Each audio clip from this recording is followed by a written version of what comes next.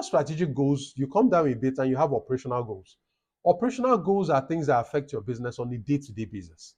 Your ability to sell to your customers, your ability to produce the products that you sell or deliver the services that you sell, your ability to run your business, manage your employees, manage your suppliers, manage your distributors, manage your assets like your equipment, manage your customers. These are day-to-day concerns, right? So, but it doesn't mean that you set operational goals every day. No.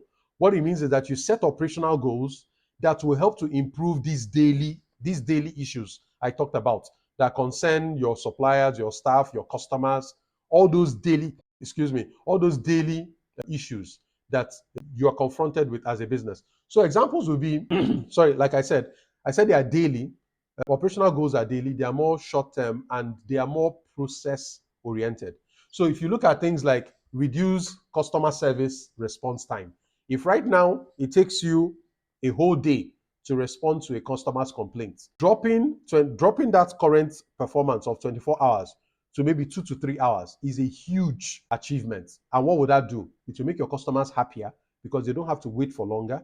It will make them happier. It will retain more customers because when customers have to wait for longer, it leads to frustration and things like that. They may not stay in the business. But when you cut down the time, it can improve your retention, right? You're looking at things like stockouts. Stockouts are situations where an order comes in, a customer wants to buy something, and then you tell the customer, we don't have that product. Why? The product finished and you did not replenish the product. Either because you did not call your supplier in time, or your supplier doesn't have that product, or you don't have the cash, the working capital to replenish your stock. Whatever the reason is, stockouts are bad for business. Because on the surface of it, like I tell my clients, a stockout teaches your customers a bad habit.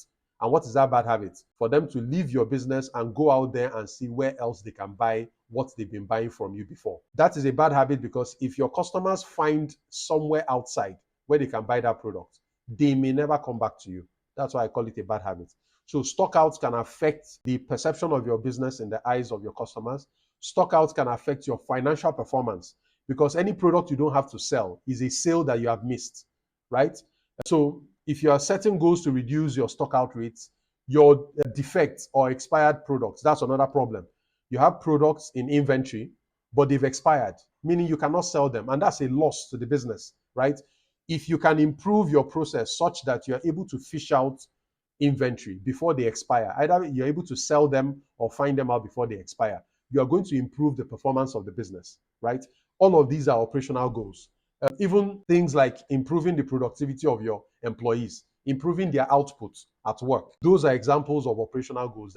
These are goals that if you achieve them, they will improve the performance of the business on a day-to-day basis, right? The third kind of goal is a financial goal. And interestingly, of the 5 on this list, financial goals are the most popular with most people who run a business because most goals are targeted at finance. I want to grow my revenues. I want to increase my profits. I want to manage my costs. I want to reduce my costs. Anything that concerns the finances of your business, whether it is your revenues or your costs or your profits or your cash, all of these are financial goals, right? So whether you plan to increase your revenue, increase your profits, improve your cash flow, or improve the financial stability of the business. So financial stability is a case where, okay, for example, you want to reduce the likelihood that you run out of cash or that you need capital to do business, but you don't have capital. So what that would mean is that you have to source capital. Either you get a credit line from your bank or you raise money from investors. Bottom line, these are financial goals. So a financial goal, for example, could be that you want to raise $1 million this year to grow your business. That's a financial goal. That's an example of a financial goal. You want to grow your revenues you want to grow your sales from 100 million this year to 250 next year. That's a financial goal, right? So like I said, for many business owners, financial goals are like the most popular. But many times, just like I've said, you should not set goals in isolation. The goal should touch other parts of your business. So for example, if you set a financial goal of, I want to double my sales this year, right? That goal is going to affect your operations because the sales you want to grow, there's something you are selling. Who makes that thing you sell? Who procures what you sell? It's your operations. So imagine that your customer response time is already bad right now. Imagine you currently right now you experience stockouts. sometimes customers come and then the product is not available. Imagine that right now you have a high number of expired products. That's a current challenge you have. But you're not setting goals for that area. You go ahead to set goals for, I want to double my sales. If you double your sales, what do you think will happen to your problem of stockouts, of high response time to customers, of expired products? Those problems will also double, and they will double because you did not set goals. You did not set goals at an operational level. You did not set operational goals to reduce those problems. If not, the moment you grow your finances, your problems will also grow.